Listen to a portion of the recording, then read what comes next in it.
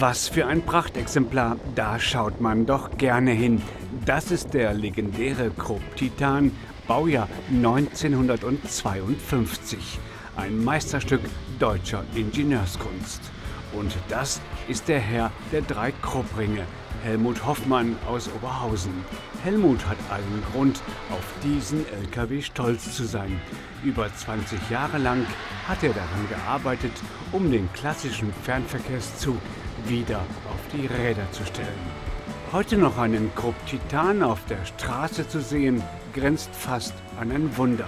Sie sind ausgestorben und dieser hier ist eine echte Rarität.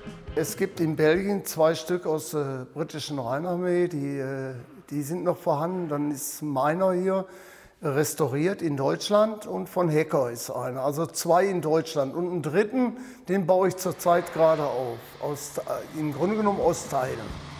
Helmut ist, was historische LKW angeht, ein Besessener und selbst eine Art Szene-Ikone.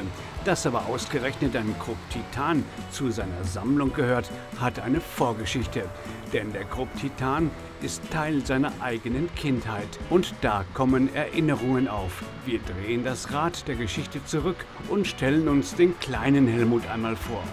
Denn mit dem LKW-Fahren hat er schon ganz früh angefangen.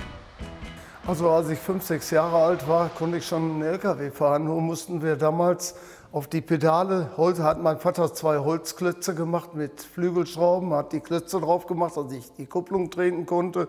Und da durfte ich schon, wenn wir irgendwo zum Laden waren, durfte ich dann vorziehen oder bis zur Waage fahren.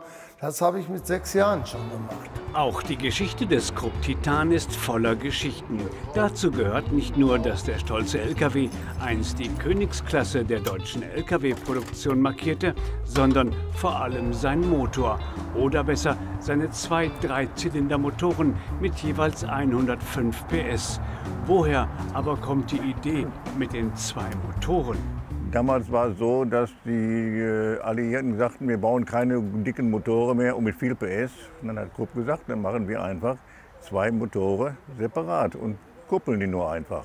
Das heißt also, wir haben 2 separate Motoren, die über die Kurbelwelle nur verbunden sind. Ja, der Dieter hat ja Jahrzehnte Krupp-Motoren gemacht für mehr Einspritzpumpen. Und da ist er Spezialist drauf und er hat damals diese Einspritzpumpen instand gesetzt und auch dafür gesorgt, dass der synchron läuft. Und natürlich auch die so eingestellt, dass er die optimale Leistung hat.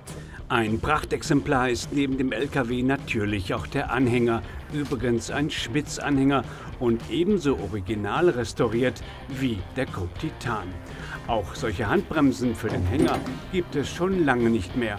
Schon die Länge des Gespanns lässt erahnen, wie schwer es sein muss, damit überhaupt um die Ecken zu kommen.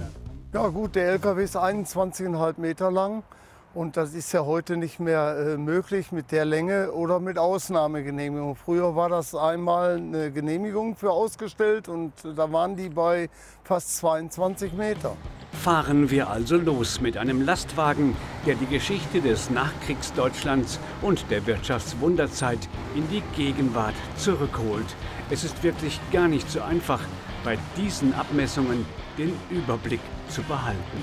Die meisten können so ein Auto nicht fahren, auf keinen Fall, weil einfach die Abmessungen anders sind. Keine Hydrolenkung, keine Synchronisierung. Und da ist schon das Problem. Die meisten können ja nur synchronisierte Autos oder Automatik fahren. Und leichte Kupplung, das hat dieses Auto alles nicht. Spätestens jetzt weiß man aber auch, woher der Name Kraftfahrer eigentlich kommt. Selbst Helmut ist ganz schön ins Schwitzen gekommen. So nostalgisch es auch wirkt, hier als Kapitän der Landstraße hinter dem Lenkrad zu sitzen. Für die Lkw-Fahrer der damaligen Zeit war das alles andere als ein Kinderspiel, sondern echte und harte Arbeit. Ja gut, früher haben das mehrere Fahrer gefahren, deswegen hieß das ja Kraftfahrer. Der braucht ein bisschen Kraft. Ich meine, wenn man heute zum Beispiel so ein Lenkrad drehen soll, also die meisten können das gar nicht mehr. Ne? Also es ist extrem schwer. Ich meine, man konnte auch früher mit so einem LKW rückwärts fahren. Der eine oder andere konnte es, aber die meisten nicht. Deswegen hat man ja auch den Anhänger, wenn man den irgendwo reindrücken musste, musste man umhängen. Dann hat man gesagt früher, der wird vorne auf die Schnauze genommen, dann wird er reingeschoben. Das wäre heute alles von der Zeit nicht möglich, würde alles zu lange dauern. Der Krupp Titan ist in jeder Beziehung eine echte Besonderheit, denn die von Krupp verpflanzten, zwei gekoppelten 3-Zylinder-Dieselmotoren mit je 105 PS und einem Gesamtvolumen von 8.724 Kubikzentimetern sorgen für einen einzigartigen Klang. Der Klang des Motors ist Musik in den Ohren von Helmut Hoffmann, der es sichtlich genießt, mit dieser Rarität auf Rädern unterwegs zu sein.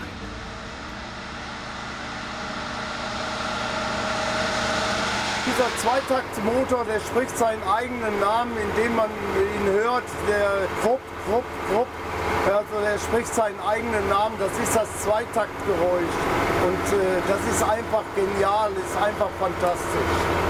Ein Blick ins Fahrerhaus des Krupp Titan. Ja, das ist der unverwechselbare Charme der 1950er Jahre. Alles aus heutiger Sicht irgendwie nackt und nüchtern.